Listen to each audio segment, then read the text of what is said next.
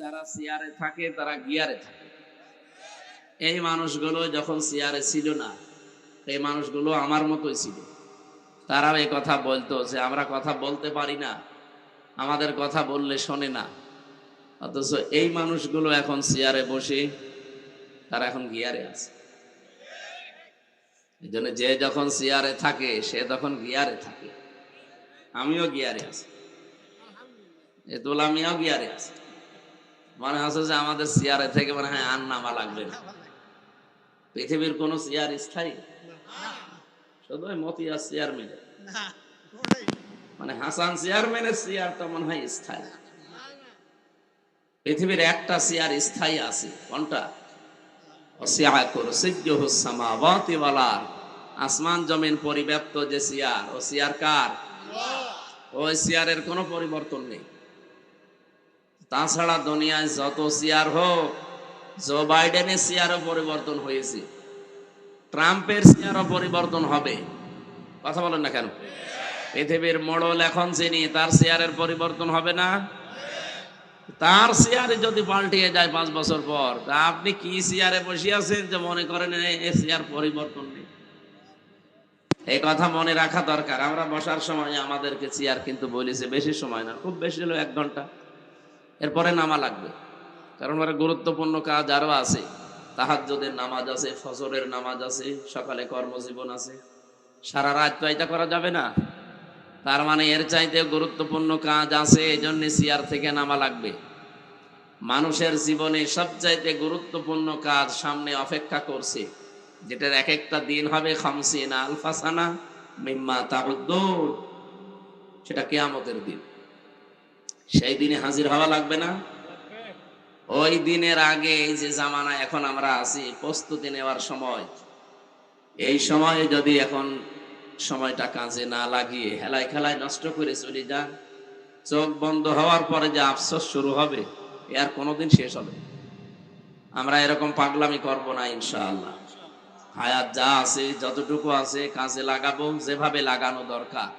কাজে তো সবাই লাগাচ্ছে, আমরা ওইভাবে না, আমাদের মালিকের কথা অনুযায়ী, পথ প্রদর্শক যিনি এসেছিলেন তার জীবন থেকে শিক্ষা নিয়ে, তার জীবনের প্রথম যে শিক্ষাটা, এখান থেকে শুরু করব আমাদের জীবনের শিক্ষা নিয়ে চলার জন্য। বিশ্বনবীর প্রথম জীবনের শিক্ষা ছিল কি? দুনিয়াতে আসার পরে যখন তাকে কোলে তুলে নিয়েছিল, সিরাত ইবনে হিশামে পাবেন, হযরতে হালিমাতুস সাদিয়া রাদিয়াল্লাহু তাআলা আনহা, তিনি ওই সময় মুসলমান ছিলেন না, মুশরিকা।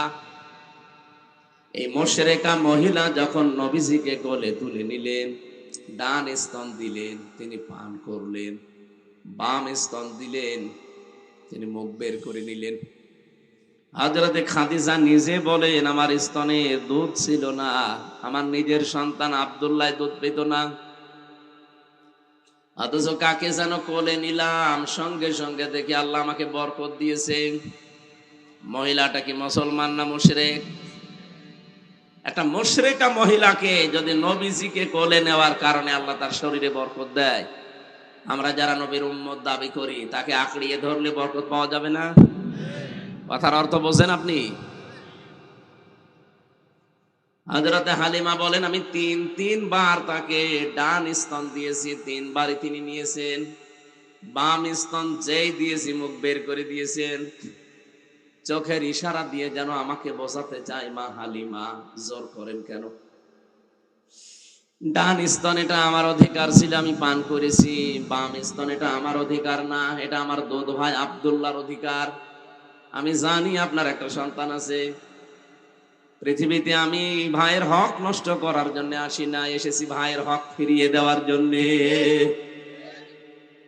আর টাঙ্গাইলবাসী যেই নবী মায়ের কোলে বসে ভাইয়ের হক ফিরিয়ে দেয়, সেই নবীর উম্মত আমরা এখানে বসে আছি। অনেকেই এমন, যত বড় হই তত ভাইয়ের হক মারার জম হই। এখানে বহু মানুষ আছে ভাইয়ের সম্পদ জাল দলিল করে নিজের নামে লিখে নিয়েছে। বোনের জমি দিতে চায় না, বলে বোন এ তো নিজের লোক, এর জমি দেওয়া লাগবে। দেওয়া লাগবে মানে আপনি অন্যের জমি যদি মেরে খান একটা গোনা হবে, আর বোনের জমি, মেয়ের জমি, ভাইয়ের জমি, ফুফুর জমি, চাচার জমি যদি কেউ মেরে খায় তাদের অর্থ সম্পদ টাকা পয়সা ডবল গুনাহ হবে। একটা আত্মীয়তার সম্পর্ক আর একটা জুলুমের সাথে। সুতরাং এরকম কাজে যারা আছেন আপনি আশা করছি জীবনকে পাল্টাবে। বহু মানুষ দেখি হজে যায়, এই যে হজের তো মালিকই বসে আছে, যাওয়ার আগে ভাইয়ের সম্পদ গুলো ফাঁকি দিয়ে ওইটা দিয়ে টিকিট কেটে যায়। ওর হজ কবুল হওয়া দূরের কথা, জেদ্দার বিমানবন্দর পার হবে। কি কথা বললেন না? নবীজি নিজে মায়ের কোলে বসে যদি ভাইয়ের হক ফিরিয়ে দেয়, আর আপনি কি কিসের উম্মত? বড় হচ্ছেন আর হক মারার জম হচ্ছেন মানে? এই হক যেন কেউ নষ্ট করতে না পারে সেই ব্যবস্থা করা লাগবে। আর এটার জন্য দিন কায়েম ফরজ যে বলা হয় এই কারণে, যতদিন পর্যন্ত এ দেশে দিন কায়েম না হবে ততদিন মানুষের হক পঙ্খানো ফিরিয়ে দেওয়া সম্ভব না। এমনি মুখে বলা সম্ভব, ফিরিয়ে দেওয়া সম্ভব না। সারা জীবন আমরা শুনছি তা'মুরুনা বিল মা'রুফ ওয়া তানহাউনা আনিল মুনকার, ভালো কাজে আদেশ দাও, অন্যায় কাজে বাধা দাও। এটা শোনেননি? কি বুঝেছেন এখান থেকে?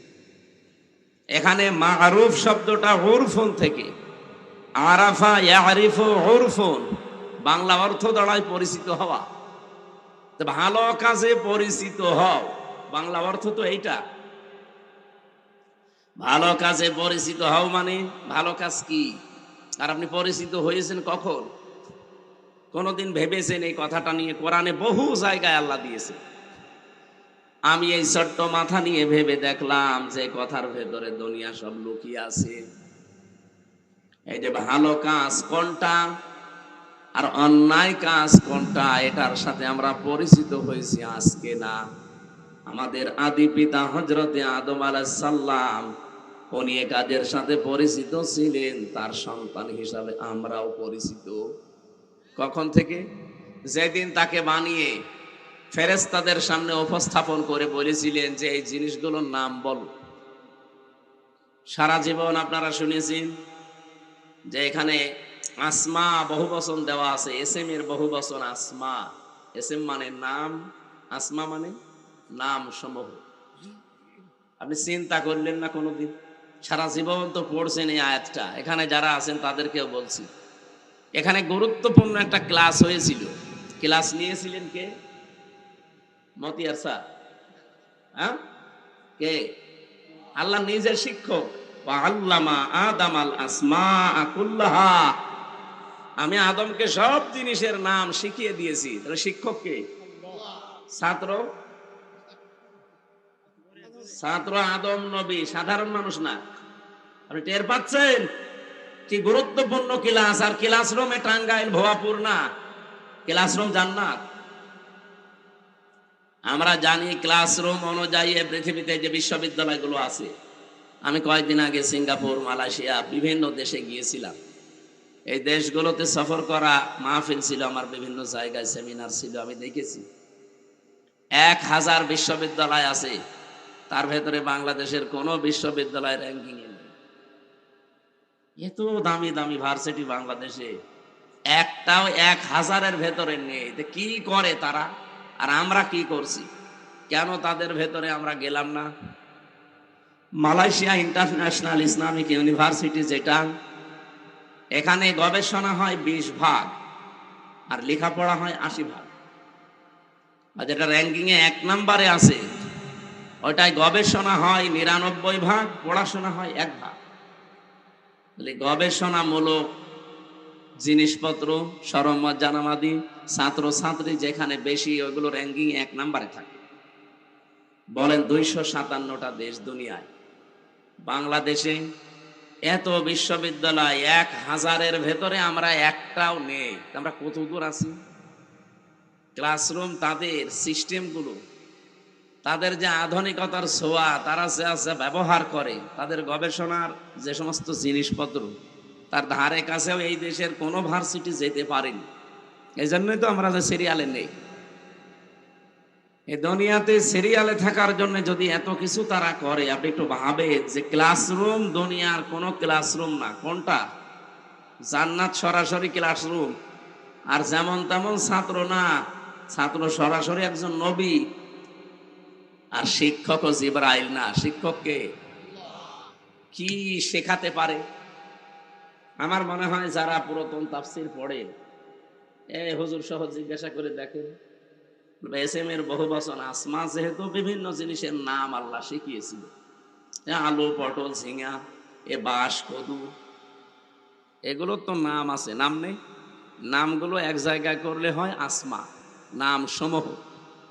এই গুরুত্বপূর্ণ ক্লাসে আল্লাহকে আদম নবীকে আলু, পটল, ঝিঙা, পেঁপে এগুলোর নাম শিখায় আপনার মনে হয়?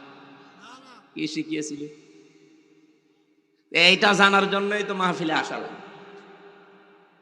আল্লাহ কি শিখিয়েছিলেন এই গুরুত্বপূর্ণ ক্লাস, পৃথিবীর আমার মনে হয় এর চাইতে দামি ক্লাস আর নেই। এত দামি ক্লাসে এত দামি ছাত্রের সামনে এইরকম শিক্ষক একজন আল্লাহ নিজে কে কে শিখিয়েছিলেন সেটা সূরা আরাফের 172 নম্বর আয়াতে আছে। ওয়াইদা খাযা রাব্বুকা মিন বানি আদামা মিন যুহুরিহিম যুররিয়াতাহুম ওয়া আশহাদাহুম আলা আনফুসিহিম আলাস্তু বিরাব্বিকুম ক্বালু বালা শাহিদনা ইলা আখির আয়াত। আল্লাহ পাক বলেন, স্মরণ করো ওই সময়ের কথা যখন আদম নবীর পৃষ্ঠদেশ থেকে তার সন্তানগুলোকে সব বের করলাম, আমি একটা অঙ্গীকার নিলাম, আলাস্তু বিরাব্বিকুম, আমি কি তোমাদের রব না? যত রূহ ওই সময় বের হয়েছিল এক বাক্যে জবাব দিয়েছে, ক্বালু বালা, অবশ্যই আপনি আমাদের রব। প্রশ্ন আসতে পারে, বালা শব্দের বিপরীতে আরেকটা শব্দ আছে, সেই শব্দ বললেন না। বালার সমর্থক আরেকটা শব্দ আছে, নাম। নাম মানেও হা, বালা মানেও হা। নাম না বলে বালা বললাম কেন আমরা? নাম মানে নরমালে কোনো জিনিস স্বীকার করা, আর বালা মানে অবশ্যই। এর চাইতে উপরে আর কোনো শক্ত শব্দ আরবিতে নেই। আমরা নরমালে স্বীকৃতি দেই নাই, গুরুত্বপূর্ণ বিষয় এজন্য একেবারে গুরুত্ব দিয়ে সর্বোচ্চ ভাবে বলেছি। একজন দুইজনও না, ক্বালু, এটা বহু বচন, সবাই এক বাক্যে স্বীকার করেছিলাম, ক্বালু বালা, অবশ্যই আপনি আমাদের রব। এই আয়াত থেকে আমাদের শেখার বিষয়, মহান আল্লাহ যেহেতু এখানে শিক্ষক, আদম নবী আমাদের আদি পিতা, ওনাকে এই পৃথিবীতে যত ভালো এবং যত মন্দ সব বিষয়ের মূল থিওরি যেটা, সেটা ওই এক ক্লাসে শিখিয়ে দিয়েছিলেন। এই জন্য ওখান থেকে আদম নবীর পৃষ্ঠদেশ থেকে আমরা যারা দুনিয়ায় কিয়ামত পর্যন্ত আসব, যেহেতু একদিনেই বের হয়েছি, এই জন্য পৃথিবীর সব মানুষের হায়াত একই সমান। ওই দিন বের হওয়ার পর থেকে হয়তো ওর পরেই কেউ কেউ দুনিয়ায় এসেছিল, 100, 200, 500 বছর পরে তারা বিদায় নিয়েছে, তারা এখন বারজাখের জগতে আছে, পর্দার আড়ালে। কথা বলেন না কেন? আমরাও পর্দার আড়ালে ছিলাম, ওখান থেকে এখন আমরা এসেছি 60-70 বছর পরে, আমরাও বারজাখের জগতে চলে যাব। এরপরে আরো 500 বছর, 1000 বছর, 5000 বছর পরে যারা সিরিয়ালে আসতেছে, ওরা এখন মনে করেন কবরের জগতে আছে। ওরা আসবে দুনিয়ায় কিছুদিন থেকে আবার কবরের জগতে চলে যাবে। আমরা যেমন এসেছি এখন, কিছুদিন আমরা ছিলাম ওখানে, সামনে আবার বিশাল জগৎ। এই হিসাবে আপনি চিন্তা করেন, আদম নবীর যত সন্তান সবার হায়াত এক। কথা বুঝেছেন কিনা বলেন? আনব নবী থেকে শুরু করে কিয়ামতের আগ দিন পর্যন্ত যত মানুষ আসবে দুনিয়ায়, সবার হায়াত কিন্তু এই হিসাবে এক। হয়তো কেউ আগে এসেছিল, কেউ পরে আসতেছে, মাঝখানে কেউ বেশি বাঁচে, কেউ কম বাঁচে, তো হায়াত সবার কি? বলেন না কেন? যেহেতু গুরুত্বপূর্ণ একটা ক্লাসে আদম নবী যা যা পেয়েছিলেন সন্তান হিসাবে, আমরাও এই ক্লাসে একই জিনিস পেয়েছি। ভাষা কঠিন হয়ে যাচ্ছে, হ্যাঁ কথা বোঝেন, একই জিনিস আমরাও পেয়েছি। এখানে মতিয়ার স্যারের কাছে যদি আমরা লেখাপড়া কেউ নাও করি, কোনো জ্ঞান অর্জন নাও করি, অন্তত এইটা অটোমেটিক ভাবে আমরা জানি যে এটা ন্যায়, এটা অন্যায়। এই জ্ঞান আপনি শিখলেন কবে? ওই যে আমাদের বাবা আল্লাহ ক্লাসে শিখিয়েছিলেন, ওই দিন থেকে তার পৃষ্ঠদেশ থেকে বের হয়ে যত জ্ঞান ওই একদিনই আমরা পেয়েছি। এজন্য শিক্ষার দুনিয়ায় গ্রহণ করা লাগে না, যেটা ভালো এটা মন্দ ওই এক ক্লাসে আমরা সব পেয়ে গেছি। তা'মুরুনা বিল মা'রুফ ওয়া তানহাউনা আনিল মুনকার, বা ইয়া'মুরুনা বিল মা'রুফ ওয়া ইয়ানহাউনা আনিল মুনকার, এটা পড়া কোরআনে বহু জায়গায় আল্লাহ দিয়েছেন। সৎ কাজে আদেশ করো, সৎ কাজে আমি আদেশ করব, সৎ কাজের সাথে আমি পরিচিত হয়েছি কবে? ওই ক্লাসে। যা যা শেখানোর এক ক্লাসে আমার আল্লাহ ওখানে আমাদের বাবাকে শিখিয়েছিলেন, বাবার পৃষ্ঠদেশে আমরা ছিলাম, আমরা ওই দিনই শিখে ফেলেছি। ভালো কাজ করার জন্য, অন্যায় কোনটা কোনটা এটা জানার জন্য আলাদা ক্লাস করা লাগছে না, আমরা আগে এর সাথে পরিচিত। ওই পরিচিত কাজগুলো আল্লাহ দুনিয়ায় আমাদের হায়াতে করতে বলেছেন, যে ভালো কাজের আদেশ করো। সে ভালো কাজগুলো কি কি আমরা কিন্তু সবাই জানি, কিন্তু এই জায়গায় যখন নিয়ে যেতে চাই তখন কিছু মানুষের পাগলা কুত্তায় কামড় দেয়।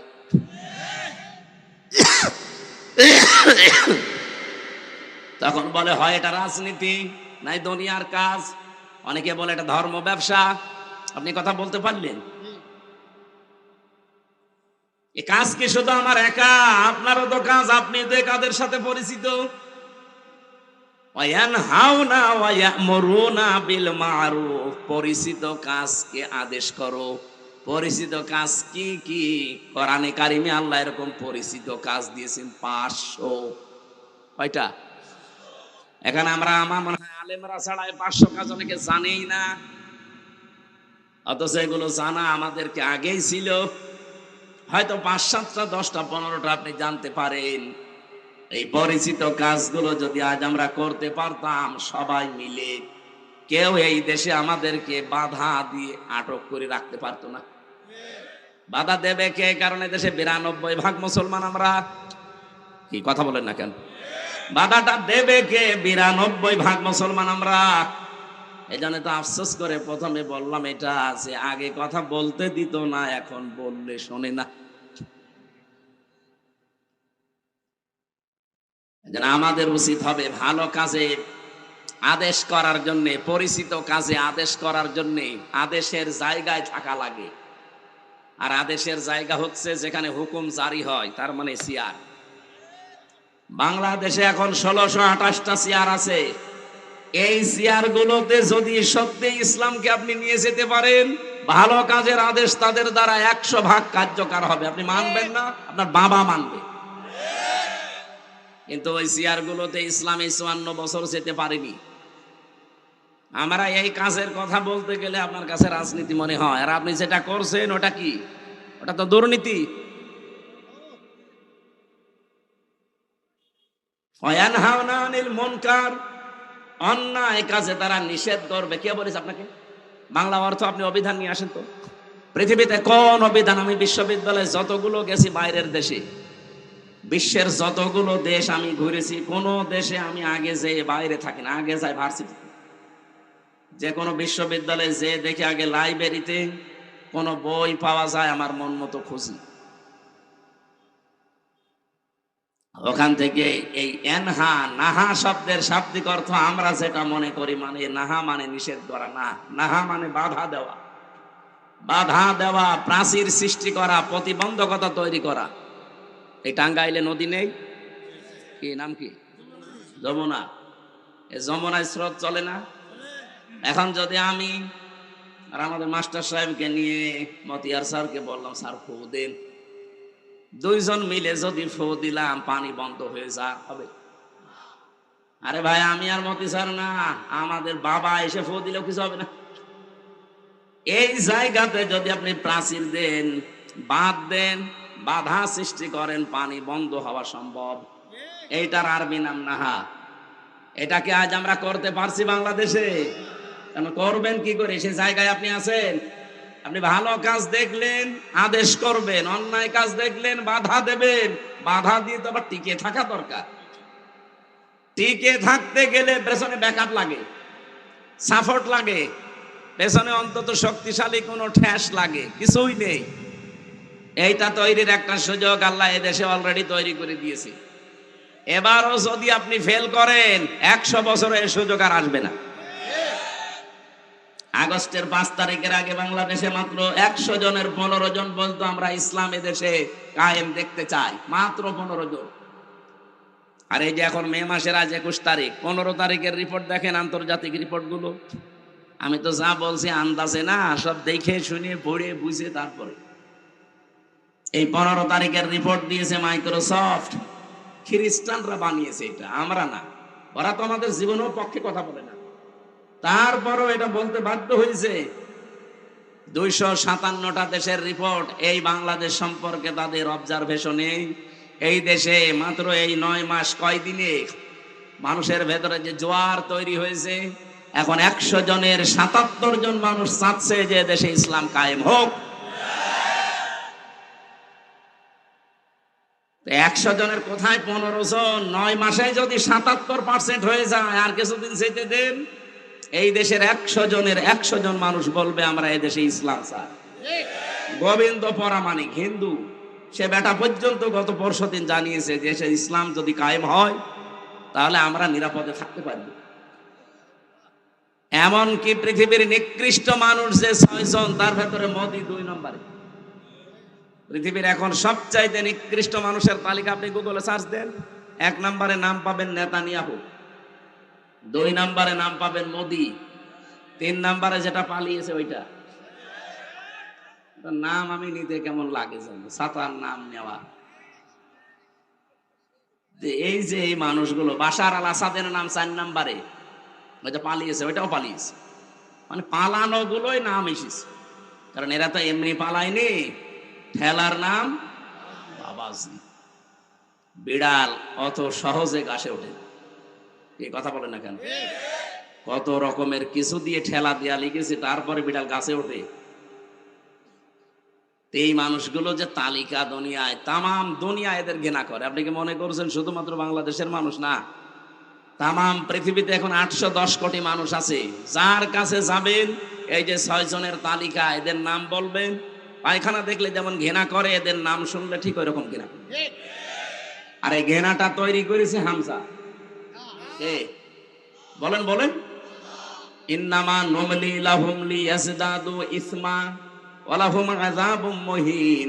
সূরা আলে ইমরান 4 নাম্বার পারা, 12 নাম্বার পৃষ্ঠা। এটা 9 নাম্বার লাইনের 168 নাম্বার আয়াতের শেষের দিকে আছে। যত তাফসির আপনি পাবেন, যে কোনো তাফসিরে দেখবেন বাংলা আছে এটা। মানুষ যখন পাপ করতে করতে সীমা লঙ্ঘন করে ফেলে, তখন আমার আল্লাহ তাকে আর ছাড় দেয় না। ওই মানুষগুলোর জন্য অপমানজনক শাস্তি আল্লাহ রেডি করে রাখে।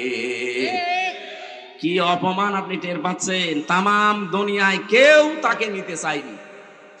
স্বামীর বাড়িতে আসে, তাও পর ঘরে হয়ে, মনে হয় বেশি দিন থাকতে পারবে না, কারণ যেভাবে আরম্ভ হয়েছে 275টার উপরে হত্যা মামলা তার নামে।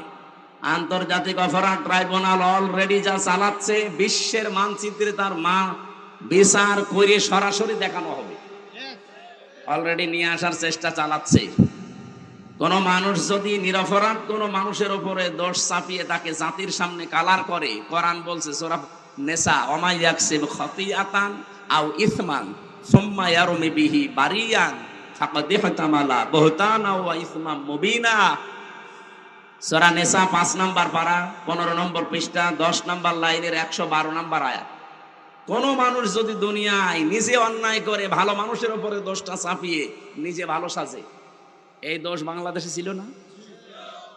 আল্লাহ বলেন, ও যে এখানে কি উঠছিল জানো? ও সেটা কো এই জায়গায় নিয়ে আসেন, এখানে নিয়ে এসে মাথার উপরে একটু দিয়ে রাখেন। আমার তো জ্বর, তো শরীরে গা ঘামতেছে। কি এটাই কিছুই হবে না।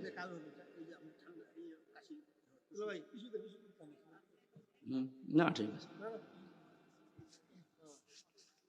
গা ভেতরে ঘামতেছে তো, ওইটা দিয়ে এখানে একটু দিয়ে দেন 2-4 মিনিট, এরপরে সরিয়ে ফেলেন। কই সেটা কই? সুবহানাল্লাহ আলহামদুলিল্লাহ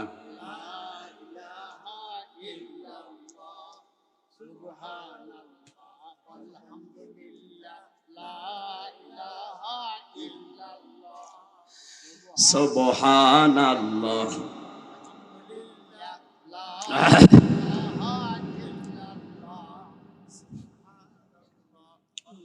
কোথায় এত দেরি হয় কেন ওটা আসতে?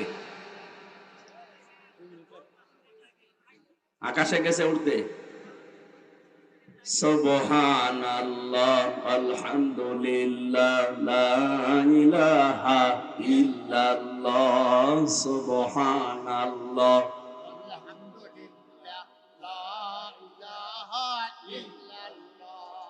সুবহানাল্লাহ আলহামদুলিল্লাহ লা ইলাহা ইল্লাল্লাহ লা ইলাহা ইল্লাল্লাহ মুহাম্মাদুর রাসূলুল্লাহ। টাঙ্গাইলবাসী, এটা যেহেতু রেকর্ড হচ্ছে, এই ফাঁকে একটা কথা বলি 1 মিনিটে। এই 4টা শব্দের বাইরে কোনো শব্দ নেই জিকিরের।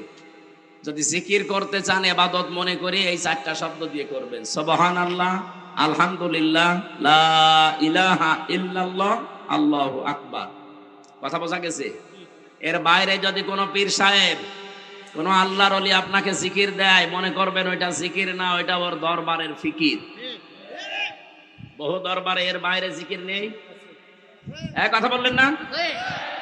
এই যে ব্রাহ্মণবাড়ি আমার তাহেরি ভাই যে জিকির বানিয়েছে, এই শব্দের ভেতরে না, এর বাইরে ও জিকির বানিয়েছে। ইয়ালি বাবা, শাহ আলী বাবা, কেল্লা বাবা, ফতে বাবা, এমনকি ন্যাংটা বাবাও জিকির বাবা। তাহলে এই 4টার বাইরে কোনো শব্দ নেই জিকিরের। যদি থাকে ওটা জিকির না, ওটা ওদের ফিকির। আপনি ইসলামের ভেতরে কিছু নতুন করে দিতে পারবেন না, তাহলে আপনি কাফের। আর ইসলাম থেকে কিছু বাদও দিতে পারবেন না, তাহলেও আপনি কাফের। কারণ ইসলাম পরিপূর্ণ। ইসলাম কি বলেন বলেন? আজকে থেকে এর বাইরে আর জিকির করবেন, সে যত বড় আল্লাহর ওলি আপনাকে জিকির দিক না, এর বাইরে কোনো জিকির নেই। যদি জিকির করতেও চান, এই 4টা শব্দ ভাঙাচোরাও করা যাবে না। কোরআনে আছে সূরা আরাফের মাঝের অংশে, ওয়াদারুল্লাযিনা ইলহাদুনা ফি আসমাই, যারা আল্লাহর নাম সমূহকে এলহাদ করে। এলহাদ মানে ভেঙে চুরে ফেলা, খণ্ড খণ্ড করা। যারা আল্লাহর নামকে উলট পালট করে ডাকে, তাদের সাথেও তোমরা ডাকবা না। এ নির্দেশ কার? আরো জোরে। সুতরাং আপনি আল্লাহু আকবার পুরা বলবেন। শুধু আকবার আকবার বললে জিকির হয় না, বলা লাগবে কি আল্লাহু আকবার। এমনকি আলহামদ আলহামদ হবে না, আলহামদুলিল্লাহ বলা লাগবে। সুবহান সুবহান জিকির হয় না, সুবহান আল্লাহ বলা লাগবে। লাইলা লাইলা জিকির নেই, লা ইলাহা ইল্লাল্লাহ। কথা বোঝা গেছে নাকি বলে? নাকি আমি হাদিস বানাবো এখন? আল্লাহ আমাদেরকে এগুলো আমল করার তৌফিক দিন। জোরে বলেন আমিন। আর একটা আমল, যেহেতু আমি নিজে হালকা পাতলা করি, আপনাদেরকেও করার আহ্বান জানাচ্ছি। যখন যে অবস্থায় থাকে, শুধু পায়খানা আর স্বামী স্ত্রীর ব্যবহার, এই 2টা জায়গা বাদ দিয়ে যেখানে যে অবস্থায় আছেন, ওযু থাক আর না থাক, মুখে সব সময় মনে আসলেই জারি রাখবেন আস্তাগফিরুল্লাহ আস্তাগফিরুল্লাহ। মনে মনে বলেন, জোরে জোরে বলেন, যেভাবে বলেন, এটা যেন সব সময় মুখে থাকে। আল্লাহ এত বেশি খুশি হয় এটা শুনলে, আল্লাহর আরশ পর্যন্ত খুশি হয়ে যায়। সবাই মুখে আমলটা, নারী পুরুষ যারা আছেন, সব সময় করা যাবে না ইনশাআল্লাহ? আমার তো মুখে মনে আসলে এইটাই আসে আগে। সে যেখানেই থাকি, গাড়িতে থাকি, বাড়িতে থাকি, কোনো জায়গায় বসে আছি, আনমনা হয়ে এই শব্দটা মনে চলে আসে।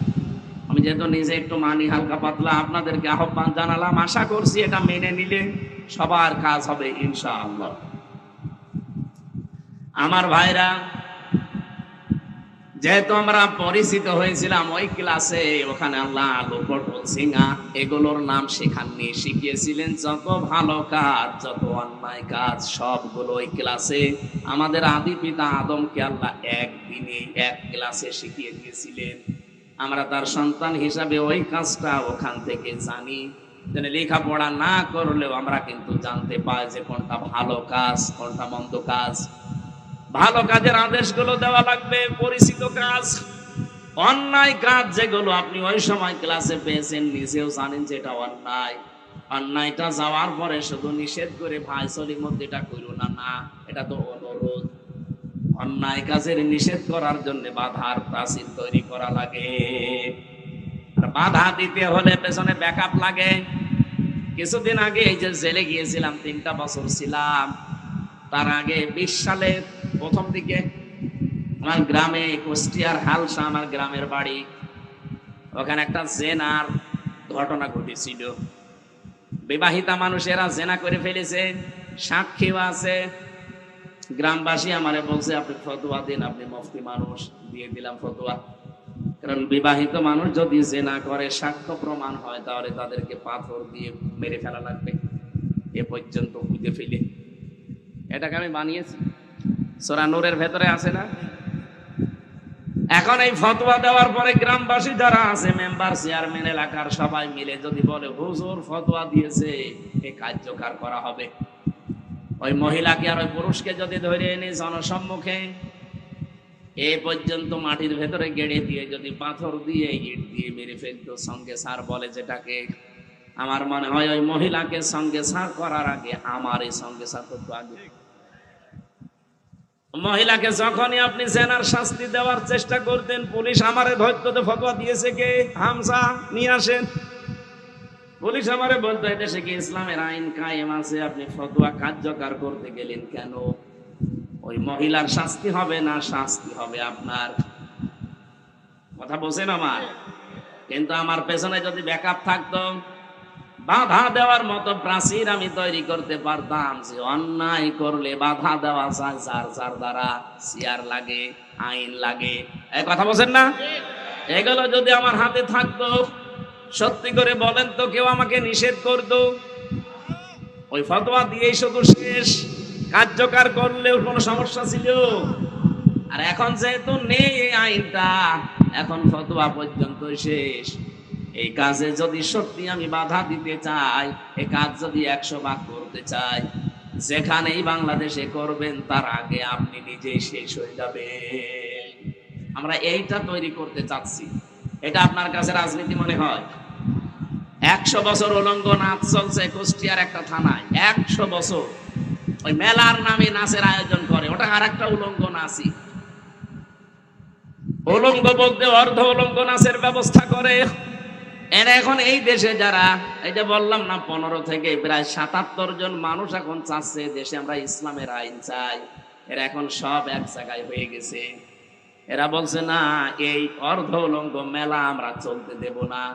এই নিয়ে কুষ্টিয়াতে আজ ব্যাপক সংঘর্ষ, অনেকগুলো মানুষ অলরেডি আহত। যারা ইসলামের পক্ষে আছে তারা তো সওয়াবের নিয়তে বলছে না, এই অন্যায় আমরা হতে দেব না। আর যারা এগুলোতে আনন্দ পায়, এই নিষিদ্ধ কাজ করে যারা শান্তি পায়, ওরা বলছে না আমরা এগুলো করবই। আপনি সৎ কাজের আদেশ যখন দিলেন, অন্যায় কাজে বাধা দেবেন না। এক কথা বলেন না কেন? এই বাধা দেবেন যারা বুঝে ফেলেছেন, তারা যত কিছু সামনে আসুক সব উপেক্ষা করে বাধা দিতে গেছে। এই শুরু হয়েছে মারামারি। এই জন্যই তো আমরা বারবার মানুষকে বোঝাতে চাই, দিন যতদিন কায়েম না হবে ততদিন পর্যন্ত আপনি যত সফিগিরি করেন পূর্ণাঙ্গ ইসলাম মানতে পারবেন না। আজকে ওসি এসেছিল দেখা করার জন্য আপনাদের। আমার এই গাড়িটা এখন এখান থেকে যদি ছাড়ি, কুষ্টিয়া পর্যন্ত যদি আমি যাই, কমপক্ষে 3 থেকে 4 জায়গায় গাড়িটা আমার ধরবে। রাস্তায় যারা পাহারা দিচ্ছে তারা গাড়ি থামিয়ে বলবে হুজুর দোয়া চাই। এখন যদি বলে দোয়া করে আসলাম, না, যে দোয়া নিয়ে আসলেন ওই দোয়া দেন। কথা বলছে? আপনারা যে দোয়া দিয়েছিলেন, এখন আমার রাস্তায় যেতে যেতে কারোকে 1000 2000 দোয়া দেওয়া লাগবে। তাদেরও দোষ না, কারণ তারা রাত জেগে ডিউটি করছে। ঠিক আছে, পাহারা দিচ্ছেন, আপনি নেন দোয়া। গত বর্ষদিন আমি খুলনা থেকে আসছিলাম দাকব, এই আসার সময় গাড়িটা আটকে টাকাও আমি দিলাম। আমার দিকে তাকিয়ে বলছে হুজুর মন খারাপ করবেন না, দোয়া যখন দেখছেন দোয়ার মতো দেন। এ দোয়া আমরা শুধু একা ভাগ নেই না, আমাদের উপরে যারা আছে উপরওয়ালাকে দেওয়া লাগে। আমরা তো চাই না এগুলো, তো বাস্তবে অনেক জায়গায় আমরা বাধ্য হই এই দোয়া নিতে, কারণ প্রতিদিনের টার্গেট ফিল আপ করা লাগে। হয়তো 20,000 করে দেওয়া লাগবে উপরওয়ালাকে প্রতিদিন, এটা আমার যেভাবেই হোক কালেকশন করতে হবে। এই জন্যই তো দোয়া চাই। এখন বলেন তো, এই মানুষগুলো যারা দায়িত্বে আছে, এরা যদি অন্যায় করতে নাও চায়, উপরওয়ালার নির্দেশে তারা বাধ্য হচ্ছে। এই জন্য কোরআন হাদিসের মূল বক্তব্য এটা যে কোরআন কায়েম করো, মান ক্বারাআল কোরআনা ফাস্তাসহারাহু ফাহাল্লা হালালাহু ওয়া হাররামা হারামাহু। যদি কেউ কোরআন পড়ে আর কোরআনকে যদি ইজহার করার চেষ্টা করে, ইজহার মানে না না, এখানে ইজহার মানে বিজয় করা, ওটা তো আরবি গ্রামারে যেখানে আমরা তাসবিহ পড়ি সেই জায়গায় ইজহার মানে প্রকাশ করা, ইজহার মানে স্পষ্ট করা। এখানে কোরআন এবং হাদিসে যেখানে ইজহার আসবে এর বাংলা অর্থ দাঁড়াবে ইজহার মানে বিজয় করা। তাহলে কোরআন পড়লে শুধু হচ্ছে না, কোরআনকে বিজয় করার জন্য যারা চেষ্টা চালাবে। এ কথা বলার পরে আল্লাহ নবী ফা দিয়েছেন, ফাহাল্লা হালালাহু ওয়া হাররামা হারামাহু। ফা না দিলেও কিন্তু আমরা অর্থ করতে পারতাম, বিশেষ করে আমরা যারা আলেম আছি। এটা সরানে পারি, আবার 5 মিনিট পরে উপরে দিয়ে এই ফ্যান আর দেওয়া লাগবে না, এটা উপরে চলছে তো, আপনি এখানে বসেন, লাগবে না, এটা চললেই হবে। 5-7 মিনিট পরে এখানে একটু দিলে আমার ঠান্ডা হয়ে যাবে না, আর কথা বলা যাবে না ভাই। ও আপনাদের লাগবে, সাউন্ড যাবে তো, এই জন্যই তো নিষেধ করছি। থাক, একটু কষ্ট করেন আজকের জন্য। আমার না গা ঘেমে যাচ্ছে ভেতরে, জ্বর তো এই কারণে। আপনারও কি জ্বর না? ও টাঙ্গাইলবাসী, এই ফা শব্দের ব্যাখ্যা আমি বালাগাত মান থেকে, ফা শব্দটা 19টা অর্থে ব্যবহার হয়। এখানে 13 নাম্বার একটা কায়দা পেয়েছি।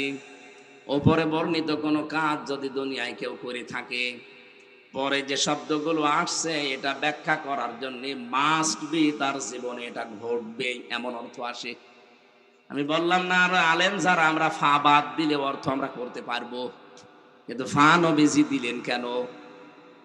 কোরআন যারা পড়ে আর কোরআনকে যারা বিজয় করার জন্য চেষ্টা চালায়, ফাহাল্লা হালালাহু ওয়া হাররামা হারামাহু, হালালকে হালাল জেনে আঁকড়িয়ে ধরে আর হারামকে হারাম জেনে ছেড়ে দেয়, আদখালাহুল্লাহুল জান্নাহ।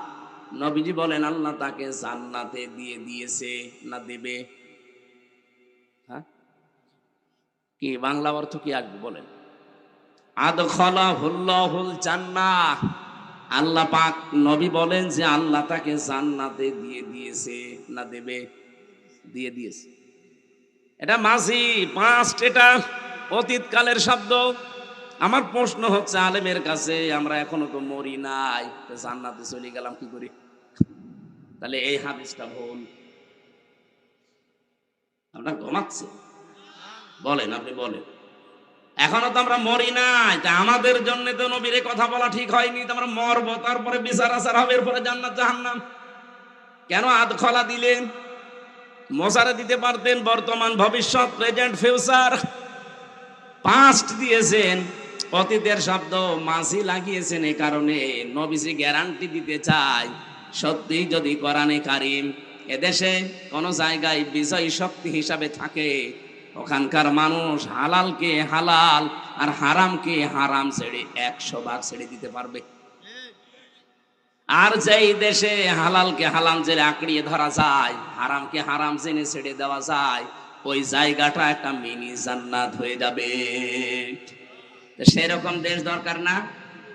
আমরা হালালকে হালাল জেনেও এখন অনেকে মানতে পারছি না, হারামকে হারাম জানার পরেও ছেড়ে দিতে পারছি না, ইচ্ছা থাকার পরে। এরকম জায়গা দেশে আছে না? আপনি চেয়ারম্যানকে জিজ্ঞাসা করেন, প্রধান শিক্ষককে জিজ্ঞাসা করেন, অনেক জায়গায় এমন আছে হালালকে হালাল জানার পরেও আঁকড়িয়ে ধরা যায় না, হারামকে হারাম জানার পরেও ছেড়ে দেওয়া যায় না। কারণ ইসলাম কায়েম না থাকলে এটা সম্ভব না।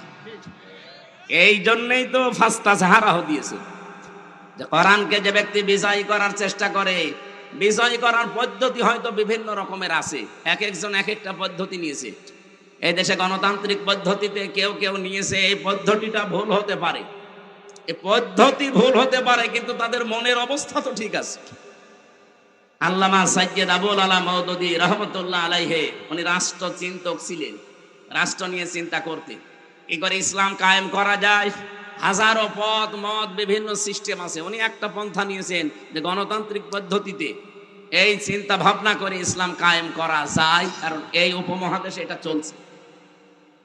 তার চিন্তা ভাবনা ভুল হতে পারে, কিন্তু তার মনের ইখলাস, তার অবস্থা যদি ঠিক থাকে, আপনি যদি কায়েম করে ফেলতে পারেন, আল্লাহর সাহায্য মাস্ট বি ইদা জা নাসরুল্লাহি ওয়াল ফাত। যখন আল্লাহর সাহায্য আসবে তখন আপনি বিজয় দেখতে পাবেন। আর বিজয় আসলেই কয়েকটা জিনিস সামনে চলে আসে, ওয়ারাইতান নাসা ইয়াদখুলুনা ফি দীনিল্লাহি আফওয়াজা। হে নবী, আপনি তখন দেখবেন দলে দলে পালে পালে মানুষ ইসলামে প্রবেশ করছে। আজকের রিপোর্ট দেখেছেন না দুপুর বেলার? বাংলাদেশে শুধু একটা জেলার একটা থানার রিপোর্ট পেলাম। বাংলাদেশে নাটোর, এখান থেকে খুব বেশি হলেও মনে হয় 100 কিলো হবে, এত হবে না, 60-70 কিলো হবে। এই নাটোর জেলার একটা থানা বড়াই গ্রাম, আজকের রিপোর্ট পেয়েছি মাত্র 1 মাসে 94,000 মানুষ একামতে দিন পালন করবে বলে তারা ফর্ম পূরণ করে অলরেডি বাপ্পার নাম লিখিয়েছে। 1 মাসে যদি একটা থানার 630টা থানা বাংলাদেশে, একটা থানার 1 মাসের রিপোর্টে, এগুলো তো আমি বানিয়ে বানিয়ে বলছি না। আপনি আমাকে আসেন, আপনাকে আমি দেখাবো, কম্পিউটার ভেড়ান এখানে। সারা বাংলাদেশে এখন ইসলাম চায় এই পরিমাণ মানুষ হচ্ছে 7,80,00,000। এমনি জালেমদের মাথা খারাপ হয়ে গেছে, এমনি রাম আর বামরা এমন পাগল হয়ে গেছে, তারা টের পাচ্ছে যে আমাদের পায়ের নিচে আর মাটি নেই। কারণ আমরা যা করে খাই, এসব রাস্তা তো বন্ধ, কি করে খাবো?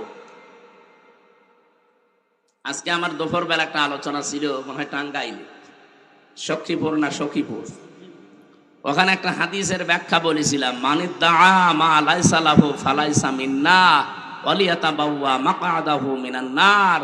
মুসলিম শরীফের হাদিস, 61 নম্বর হাদিস। যারা আলেম আছেন বাড়িতে যে মিলাবেন।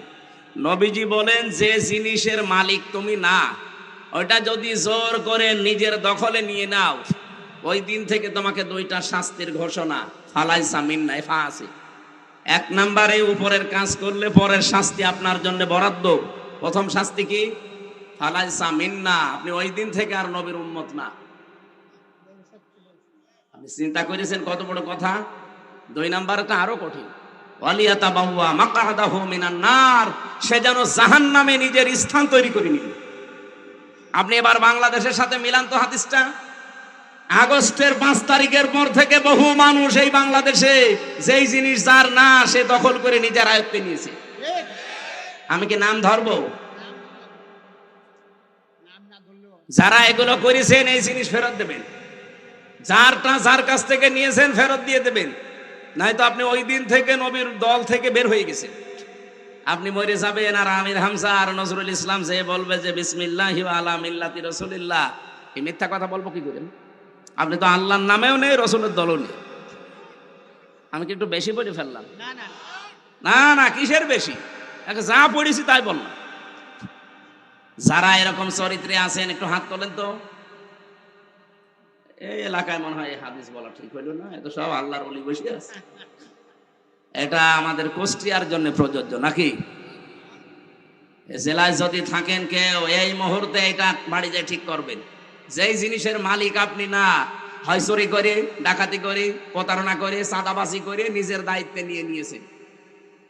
সত্যি করে বলেন তো, বাংলাদেশে একজনও পাওয়া যাবে কিনা সমানে? নবীর উম্মত এই দেশে যে আমরা বলি 92 ভাগ, কে বলেছে? এ তো মনে হচ্ছে যে সেই 100 ভাগের 5 ভাগও পাওয়া যাচ্ছে না। এই কথা বলে না কেন?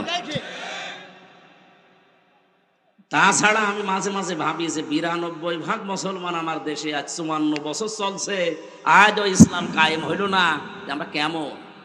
এদেশে তো এখন 100 ভাগের 51 ভাগও মুসলমান আমার মনে হয় নেই। একজন রিকশা চালাতো, বহু কষ্ট করে 1 কেজি খাসির মাংস কিনে বৌমাকে রান্না করতে বলছে যে আমি গোসল করে আসি, তুমি রান্না করো। খাসির মাংস সবসময় পাওয়া যায় না, বহু কষ্ট করে কেনা। ও বৌমা চিন্তা করছে দেখি কেমন লাগে, 1টা 2টা খেতে খেতে ছাতা প্রায় সব শেষ করে ফেলেছে। শ্বশুর গোসল করে এসে বলছে, কই খাবার যখন দিয়েছে প্রথমে দিয়েছে মূলা আলু। শ্বশুর মনে মনে ভাবছে যে আসল তরকারি কই? বলছে বৌমা সে মাংস।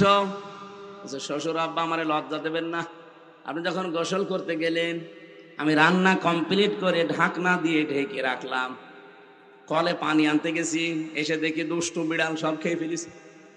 যা দেব আপনাকে তো দেওয়ার মতো আর কায়দা নেই। শ্বশুর চিন্তা করছে 1 কেজি মাংস, শুধু রান্নাঘর থেকে কলের ওপরে পানি আনতে গেল, এতটুকু সময়ের ভেতরে বিড়াল সব খেয়ে ফেলবে। পাশে তাকিয়ে দেখে সে বিড়াল মিউ মিউ করছে, খুব কিছু বেঁধে দিছে, 4 হাত পা রশি দিয়ে টাইট করে বেঁধে দিছে। দাড়ি পাল্লা এনে ওজন দিয়ে দেখে 1 কেজি। বলছে বৌমা, এটা যদি বিড়াল হয় তো মাংস কই, আর এটা যদি মাংস হয় তাহলে সে বিড়াল কই? এই বিড়াল যদি 1 কেজি মাংস খায় তাহলে এর ওজন হবে 2 কেজি। কথা বলছে। এই দেশে আমরা 96-92 ভাগ মুসলমান বলি, ওটা শুধু আদম শুমারিতে আছে, আর ওই ছোটকালে আগা কাটা আছে। তারপরেও আমার মনে হয় এখানে অনেকে আছে এখনো আগা কাটা নেই। ওই যে ওইটা, ওই যে ওইটা, এই মুসলমানে দেওয়া হয়েছে? হ্যাঁ, মুসলমানে দাওনি না, এখন দেয়নি। এরকম বহু আগা কাটা ছাড়া মানুষ এখানে আছে।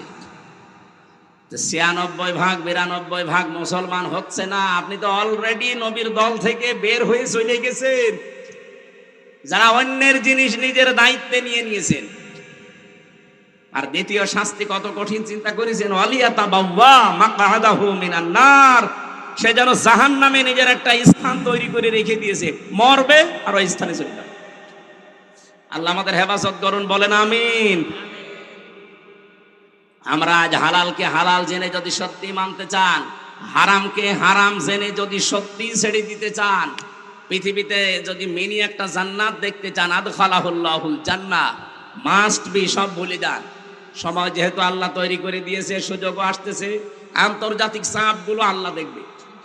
আল্লাহুম্মা ইন্না নাজআলুকা ফি নুহুরিহিম ওয়া নাউযু বিকা মিন শুরুরিহিম। জেলখানায় থাকতে এই দোয়াটা মনে হয় হাজার হাজার বার পড়েছি। এত বিশ্বাস নিয়ে পড়তাম। এর বাংলা অর্থ হচ্ছে, আল্লাহ আমার বিরুদ্ধে যারা ষড়যন্ত্র করছে তাদের মোকাবেলা করার জন্য আমি তোমারে রাখলাম। কারণ আমার বিরুদ্ধে ষড়যন্ত্র তো এ ভাই করেনি, এ সলিমদ্দি কলিমদ্দি করেনি, সরাসরি রাষ্ট্র করেছিল।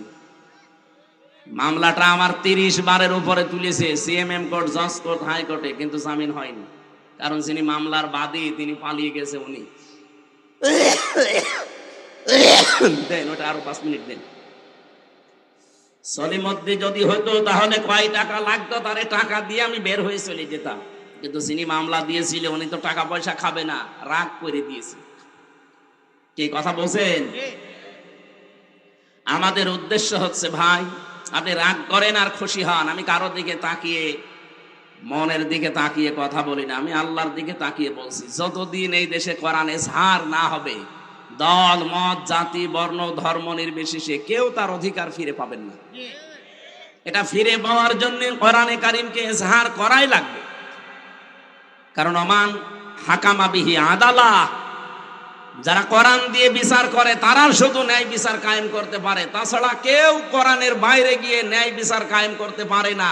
হয় অবিচার হবে তার মনের অজান্তে, অথবা সে জেনে শুনে অবিচার করবে। আমি সিঙ্গাপুরে একটা বক্তব্য দিয়েছিলাম,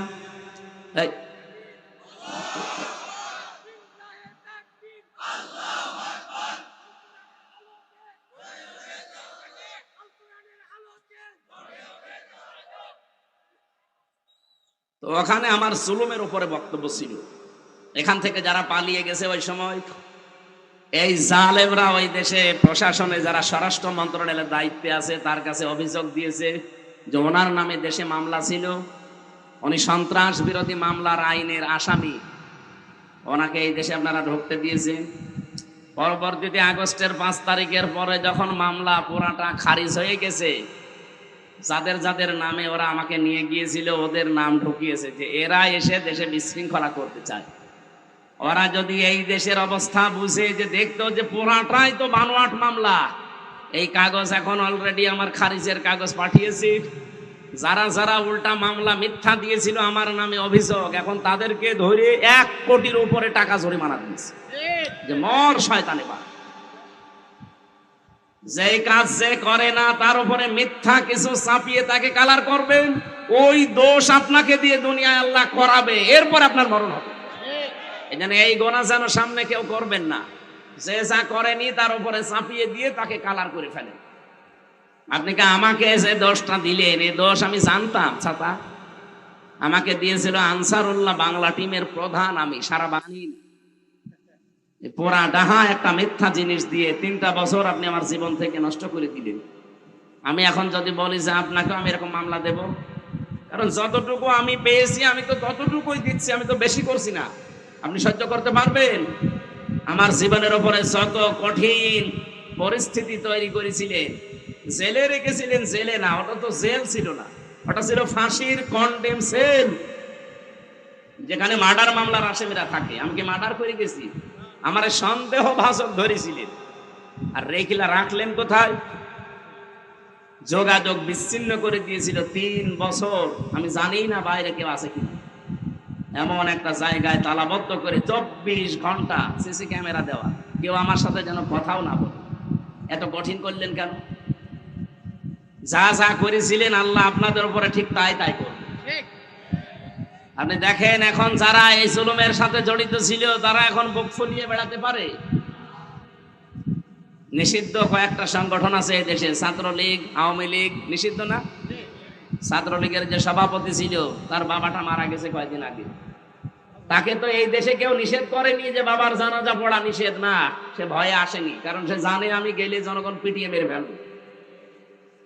মালয়েশিয়া যে আমি যে হোটেলে ছিলাম, নিচে নেমে দেখি 2 শয়তান বসে বসে চা খাচ্ছে। কি গো এখানে? তো হুজুর আমরা আগেই পালিয়েছি। আপনি আগে পালালেন কেন? আপনার না 620টা বাড়ি বানিয়েছেন, বলছে থাকবো কি করে? বাড়ি তো আর বৈধ না। ও নিজেই বলছে যে হুজুর এখন দোয়া করেন। এখন অন্য দোয়া করলে কবুল হবে? 620টা বাড়ি, আপনি আশ্চর্য হয়ে যাবেন না? একটা বাড়িতেও থাকতে পারে না। ওই দেশেও বাড়ি আছে তার, সাহেব পাড়া নাম দিয়েছে, কিন্তু তালাবদ্ধ, থাকে না, থাকে না হোটেলে। আর এক একটা হোটেলে ভাড়া কি বাংলাদেশের টাকায় 80,000, 1 লাখ, 1,20,000 টাকা ভাড়া। এই টাকাগুলো তো ওর বাবার টাকা না, হ্যাঁ, সবাই জনগণের টাকা। এই জনগণের টাকা ওখানে নিয়ে কয়দিন থাকবেন আপনি এভাবে হোটেলে? বাইরে যেতে পারেন না, বলছে বাইরে যে মায়ের খাবো। 20 লাখ বাঙালি থাকে এই দেশে, পিটিয়ে ভর্তা বানিয়ে ফেলবে। কি বৃষ্টি হচ্ছে? হ্যাঁ, বৃষ্টি হচ্ছে।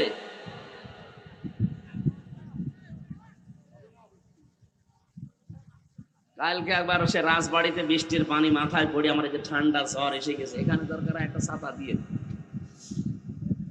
আমরা আর বেশি বিস্তারিত বলতেও চাচ্ছি না। মূল শিক্ষা আমার আজকের ছিল, যেহেতু আর 14 দিন পর একটা দিবস আসতেছে। কি দিবস? কোরবানি। বলেন বলেন। এই ঈদুল আজহার প্রায় 27টা শিক্ষা আল্লাহ আমাদের দিতে চান, 1 বছর পরে পরে আসে।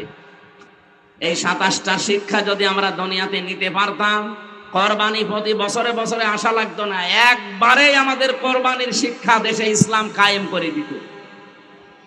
আমরা যেহেতু বিস্তারিত যদি বৃষ্টির কারণে বলতে নাও পারি, আমার ওই যে গাড়ি আছে, আমার লিখিত বই পাবেন মেয়েদের দাম্পত্য জীবনের উপরে, পারিবারিক জীবনের যে কলহ ঝামেলা চলে, এগুলো মিটাতে হয় কি কি করে, কোরআন দিয়ে লেখা আছে। ওটা নিয়ে মেয়েকে, বউকে, মাকে, ফুফুকে এদেরকে পড়তে দেবেন।